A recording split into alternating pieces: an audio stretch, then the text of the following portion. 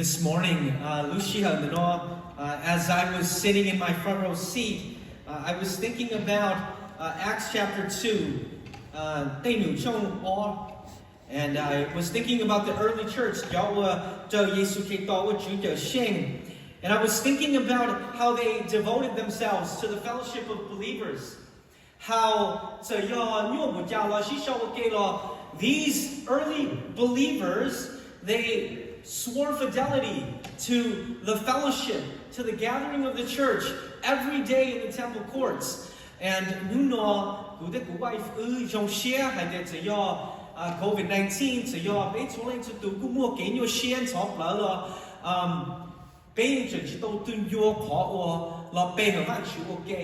And so this morning, it's an incredible honor to be here. I just want to thank Henson, your entire youth leadership team, for giving myself, my family, my kids the opportunity to come to Kansas this weekend. It takes incredible faith to bring somebody from the outside to come and teach. But we thank you for the opportunity to be here. Or Dad, for giving me the opportunity to give this morning to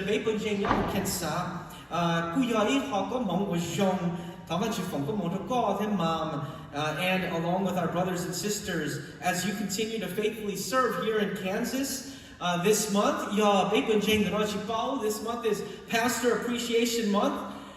Do know that you have an obligation to love mom and dad, and I'm not just saying for you to love them because they're mom and dad, but you have an obligation to love, to support, as they continue to minister here in Kansas. Mom and dad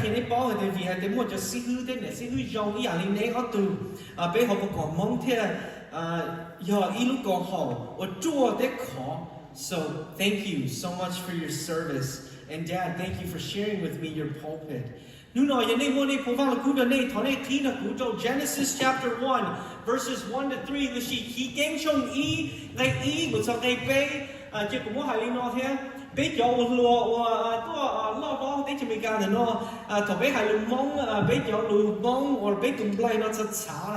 Okay, so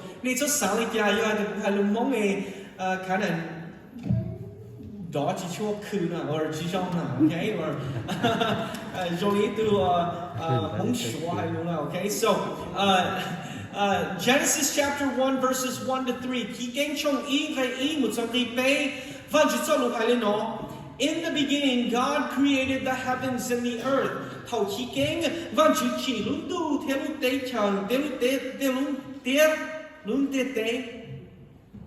Now the earth was formless and empty. Darkness was over the surface of the deep, and the Spirit of God was hovering over the waters. And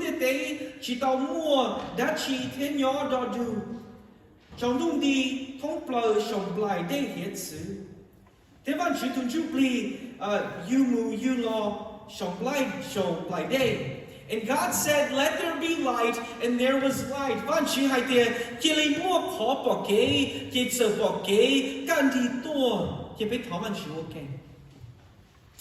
Father God, we thank you for today. This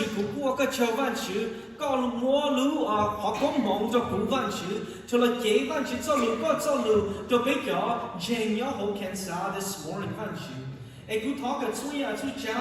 that not only speaks your truth and is faithful to your text.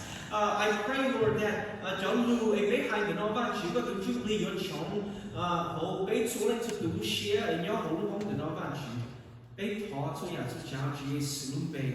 Amen. Amen. Our focus this morning will be on verse 3. And God said, "Let there be light," and there was light.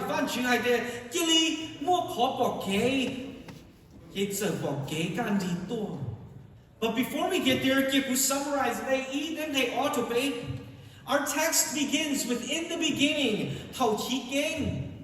Simply put, before space and time itself, before everything we know, have experienced and seen, before you and I, one day God take who more into you. More into you was shown. More into you was Jane more into you or more young. Into you more hoochie, into you more chuki, King Jai ear. Take your eye to you when your moo eats. In the beginning there was God, greater than all others, a God supreme, a God high and mighty.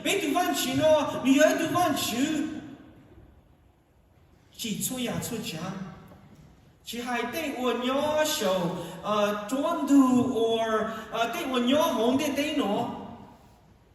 In other words, when the earth was formless, when the earth was barren, when it was desolate, when it was without life, when darkness was over the surface of the deep, there was this good God in full control over all of His creation.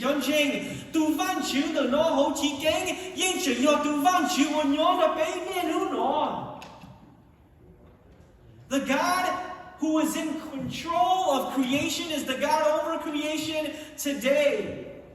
And therefore,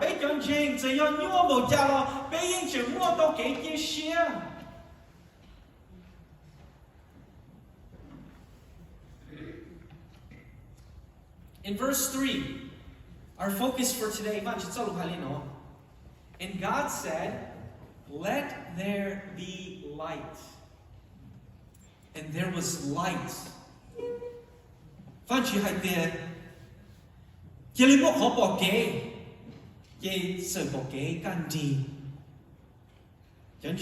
you to notice something. Young people, if you're taking notes, make note of this.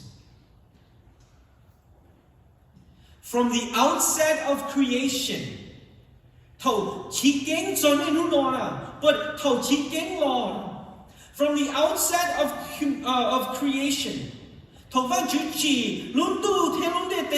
two precedents are established by God. One, when God speaks, creation obeys.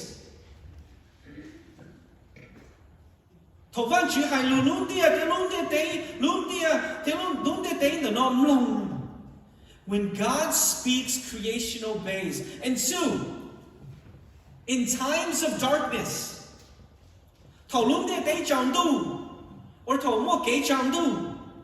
the command of God is for light to shine. Let me just repeat these two precedents established by God at the beginning. In the beginning, when God speaks, creation obeys.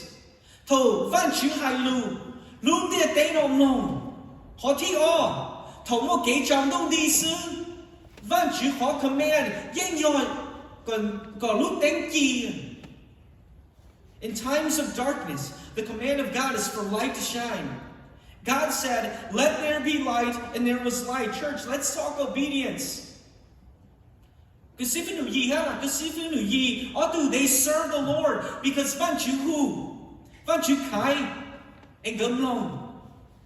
Henson, who I've come to know the past couple of days here.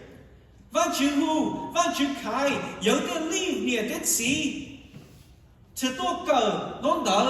Midwestern Baptist Seminary. Let's talk obedience. When God speaks, creation obeys. Church, we are living in a time of great upheaval and challenge. In a moment of emptiness and pain, hopelessness and uncertainty. As I spoke to our youth last night, many of us by ourselves right now. Because of local and state restrictions, we cannot gather.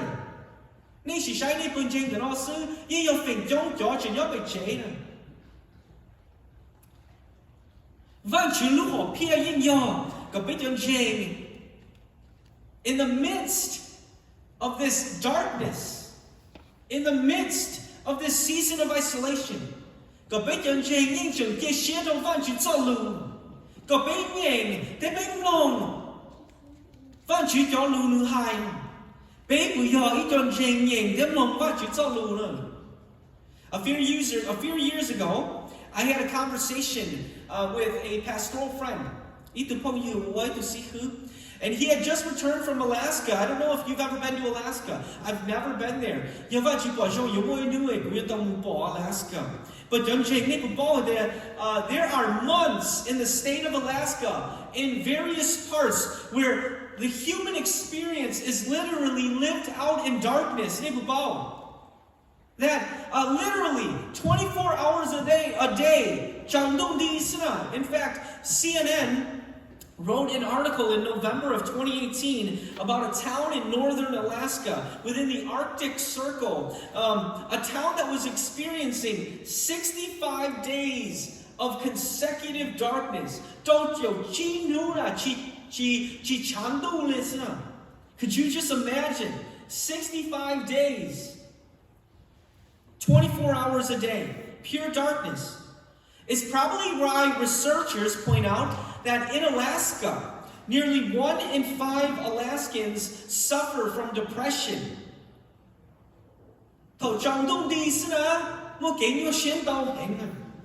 These are men, women, and children who have shared experiences of symptoms such as having trouble getting out of bed.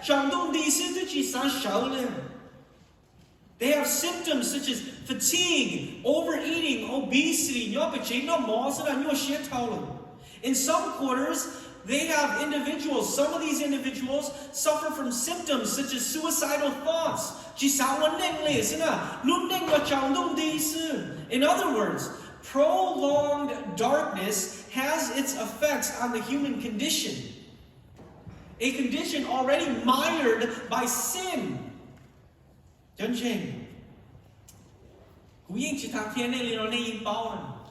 We are living in difficult times. Our families,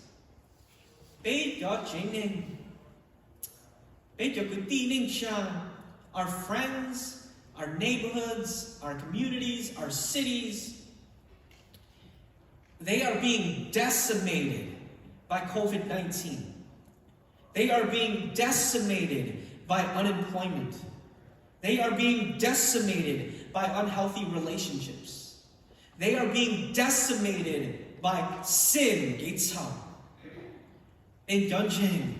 They are in need of hope. They're in need of the gospel. They're in need of Jesus, of Let me ask you a question. If Metu Vanchu were to speak and to call you into service, to preach the gospel, to offer hope, would you obey? Again, one of the precedents established from the beginning,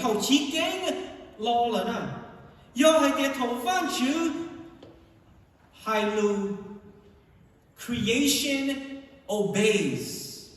Lundu telute, they listen. Are we a people living lives?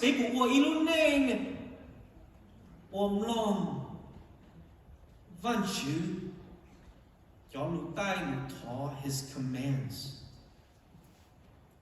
Because we should. The second precedent God establishes in Genesis chapter 1 verse 3 is this. In times of darkness, or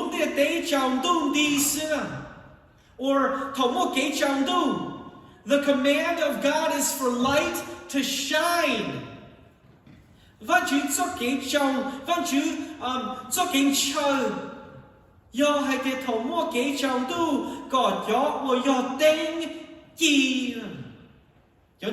me remind you of the words of Yesu in Matthew chapter 5. You, and I want to say you, followers of Jesus, You who declare that you are part of the church, you are the light of the world. A city set on a hill cannot be hidden. Nor do people light a lamp and put it under a basket, but on a stand, and it gives light to all in the house.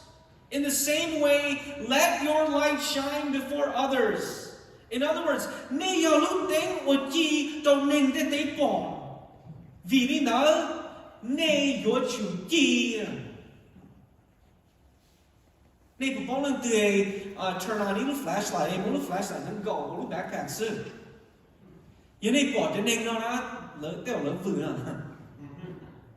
You turn on a flashlight because it's dark, because it can light a path. You don't turn on a flashlight to put it back in a box or put it in a backpack.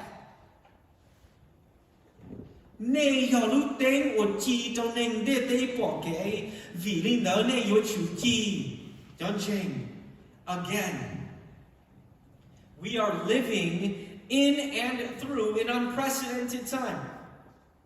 Every day, seemingly more sober and somber than the day before. I think of the men and women who've lost jobs, and I don't know if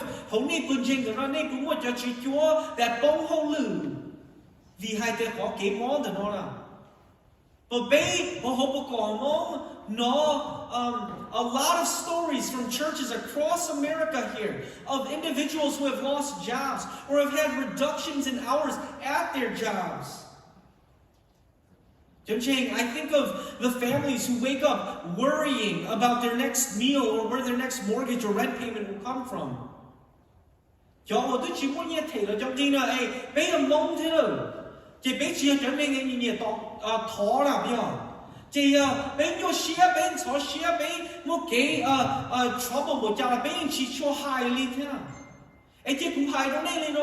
Let me give you permission. As Itu director at Hopoko Hmong, if you are struggling, if you are suffering, let it be known. Allow the church the honor and the blessing, the privilege to bless you, to labangkon. It's okay. As if nothing is wrong. We're good. No. It's okay to turn to your brother and sister, to turn to sihu na sihu, to turn to jatsulo, to turn to ministry leaders, to turn to your friends and family. It's okay to say, we're in need of some help. And Bunjing, it's your responsibility to share and to provide. And to not look down. Is that correct? Yeah.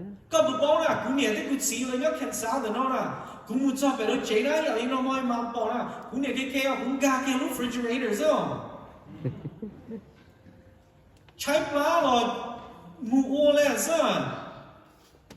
Although, no, I shouldn't say that. So I would say, Susan, can you go make something for us to eat? But why? Because we're a family. We haven't done a good job as leaders building a family of believers together. And we should. Absolutely.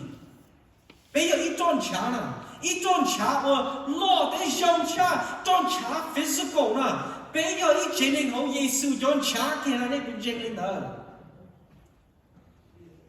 And so if you're a family worrying about bills, worrying about your next meal, where your next mortgage and rent payment will come from, reach out. Reach out. I think also of our first responders, doctors, nurses, medical assistants, police, emergency personnel. I think of the selfless hours these men and women continue to put in despite the limited resources that they might have. How tragic of a time. Again, how dark and empty of a season that we're in. Again, darkness. It has an effect on us as a people. It's why suicide rates are up right now. It's why more people are in food distribution lines than ever before. Darkness has its effects on the human condition. We suffer. And in many ways, as current events have shown, it's also done a great job as well, bringing to light the depth of our depravity. How sinful we really are as people. Just a few months ago, the extreme hoarding of everything from toilet paper, to cleaning supplies. I want you to think about the extreme hoarding of rice. I remember a family member.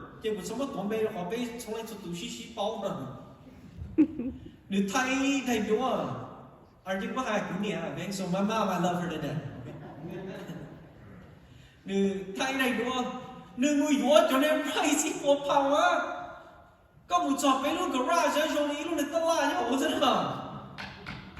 And I go, Mom, I don't think we need all this rice.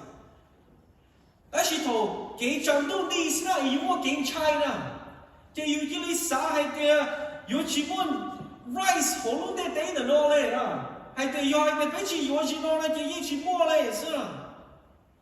I just want you to think the depth of our depravity. How oftentimes we don't trust the Lord. And that God will provide. We think of worst case scenarios. I want you to think also of the racism and bigotry on display across the nation. All those Facebook videos of people getting brutally attacked, circulating on social media. How horrifying. How disappointing. Again, Gay Nundi has only highlighted the depth of our depravity. How much we need a Savior. And Christians, we are just as guilty. If there was ever a time where God desires that we shine, it's now. When? There who would shine? You are the light of the world. Let your light shine before others.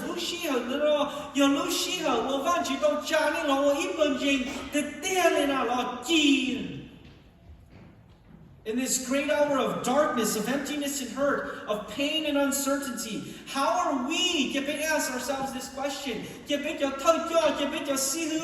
Ask ourselves this question. How are we shining our light? How are we radiating the love and light of Christ to those enveloped by darkness? Again, from the outset of creation, God has established that when He speaks, creation obeys.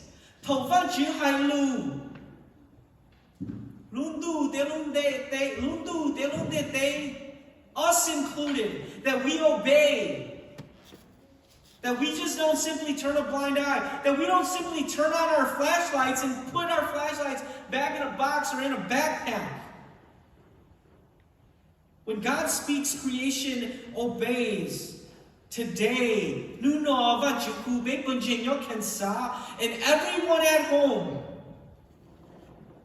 to be light, to light a path, to offer hope, to live out our calling as a people, as a royal priesthood, a holy nation, God's special possession. For the past year and a half, Susan and I, wife, we have had the privilege of serving Hmong as director for Next Gen Ministries. And it's been one of the greatest honors of our life. We've been able to travel from one coast to the next. We've been able to have conversations with from California to Georgia, from Georgia to Michigan, from Michigan to Colorado. And in fact, sometimes I ask the Lord and I wonder out loud, like, God, why me? On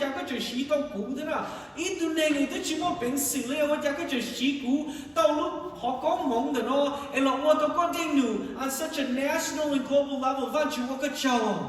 Truth be told, my story is a story of God using the least of these to do some of His greatest of works. In fact,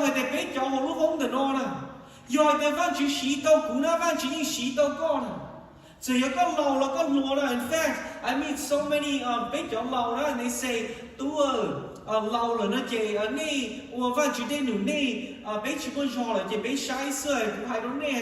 there is no such thing as a retired follower of Christ.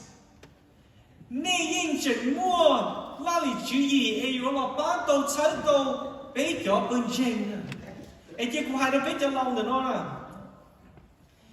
can, they can purchase an education, but they cannot buy wisdom. And they don't allow.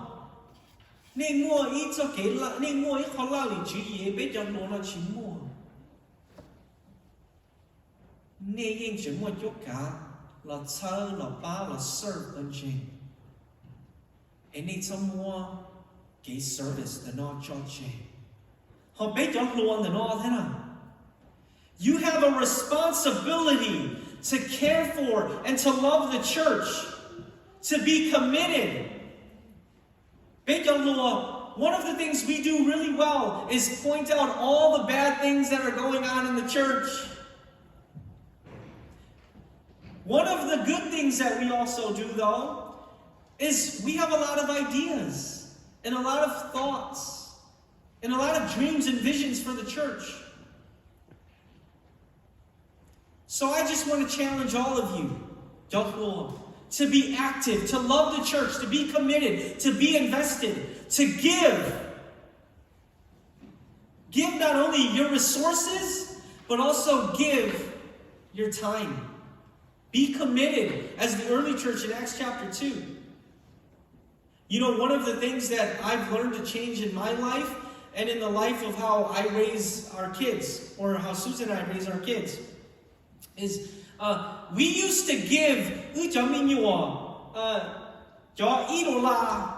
to give offering them.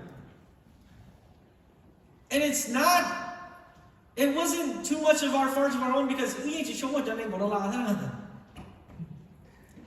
but I realized something, that the way in which I lead my kids, shepherd my kids, that will become a pattern in their life moving forward.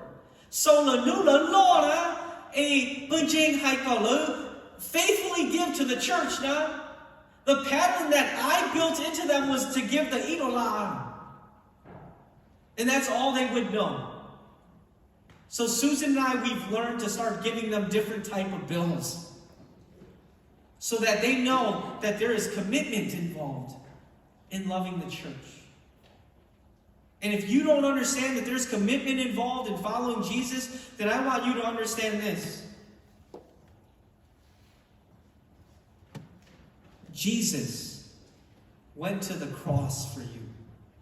There was commitment involved to save you for eternity.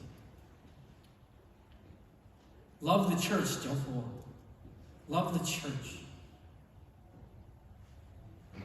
Again, it's been a blessing to serve Hmong.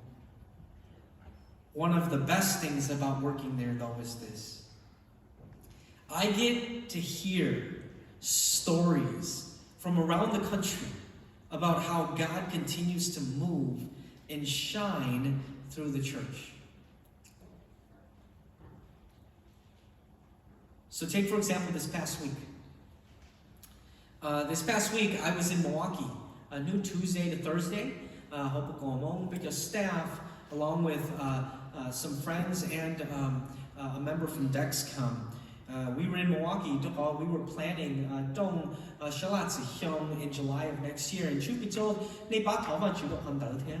but we are really excited for Dong Shalatzi Hyung next year because again, we already canceled one annual conference and they long from across this nation. And we so look forward to worshiping as a body once again. But yes, continue to pray for that. But this past week I was in Milwaukee, Wisconsin, and again, I don't have to tell you this. But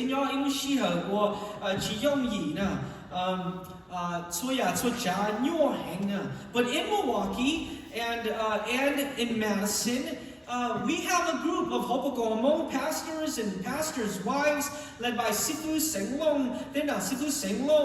And this pastoral group, to encourage and pray for one another, they meet every Thursday. I don't know about you guys, but man, how encouraging is that? What a great way to shine your light in the midst of this pandemic, in the midst of this darkness. In Milwaukee also, this past week, we heard a story of one of our Hmong churches. That being Grace Hmong Alliance Church. But Jane Grace, they have partnered with a community organization that provides fresh food for the community and the neighborhoods. And Grace Hmong Alliance Church, they have partnered with this organization not only to offer food to those within Lubsuab, but they've partnered with this organization to provide food for their community as well. It affects everyone. Again, talk about being a light and shining in darkness. Furthermore, we have Michigan. They launched a benevolence fund. Set aside to help individuals who have lost jobs or have seen a decrease in wages during this pandemic. We have not been able to meet. We've saved a lot of money. Ministries have come to a halt. Let's take and let's give it away to that are suffering right now, that are losing wages. Talk about shining a light in the middle of darkness. We have churches from across this nation who have sewn masks and have donated them to hospitals and clinics and people without masks. Praise be to God. Talk about shining a light in the midst of darkness. And truth be told, these are just a few examples of ways our churches have been shining during this pandemic. We are the light of the world.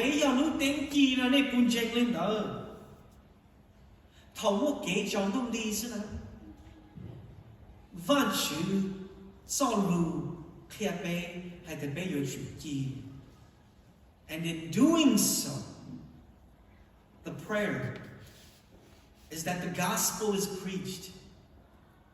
In doing so, the prayer is that Jesus is seen. In doing so, the prayer is that might draw more families, more friends, more neighbors into relationship with Jesus. I end with this. In the beginning,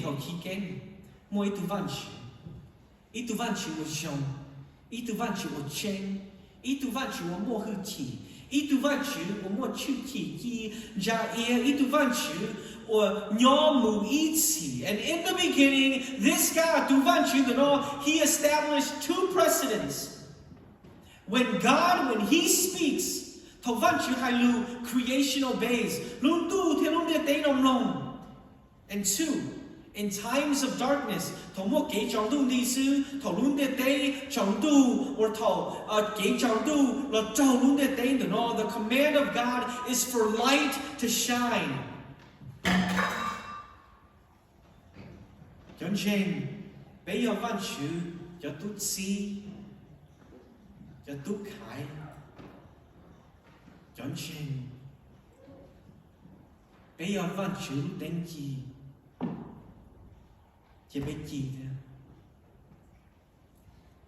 John James chỉ biết sợ, để chỉ biết thằng văn chữ sống bên.